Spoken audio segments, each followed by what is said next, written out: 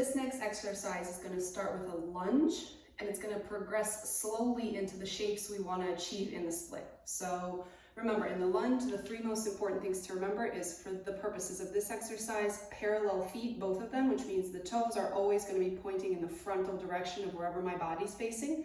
They're not going to be rotating out, they're going to be pointing directly forward. Also, that the back knee, whatever leg is in the back, it's going to change as you change legs, has to remain completely straight. So for this exercise, it's not where you can just put your foot on the floor and then your knee goes on the floor. You're going to keep your knee straight, and also make sure that your glutes and pelvis press down into a nice diagonal line with the rest of your body. You don't want to have that glutes bumping out. So here are some of the positions that you're going to hit. Remember, most of these you hold for 20 seconds. So starting the first one, this shape right here, make sure it's not too high. You go right into it. You can use upper body to hold yourself or your arms on your knee. From here, gently rolling off of the mat to sit in an S shape with the front knee also parallel to wherever you are in the relationship of the room. So you don't want to have it too closed in. Parallel with your body, you want to keep your chest in the center of that leg and go towards it, eventually trying to put your forehead on the floor.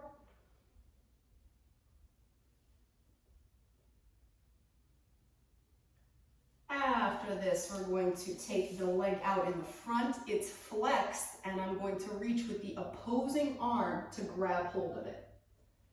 Again, I'm trying just to reach it at first, find a comfortable position. Eventually, I will want to bring my chest closer to my knee again. And from here, I'm going to bring this leg in. I'm going to stretch this leg back out. The inside of my ankle is going to be flat and flexed, resting on the floor. So here I can bring this foot in. I'm going to use my arms to boost myself, stretch the leg out behind me. And you can see there it's resting, it's flexed. It's not pointing or stretched, it's flexed back. But instead of being flexed back and pointing down, my toes are going to be looking out to the side. Straight knee again as much as possible. Do not sacrifice the stretched knee. Here, try not to go over and maintain an erect body. And as usual, to come out of it, I roll out onto my side to come out of it. Eventually, that is going to translate into a shortening and lengthening exercise, where once we master to the front and to the back, you're going to boost yourself up with your hands and holding on, gently extend the legs and bring them back in. Very gently.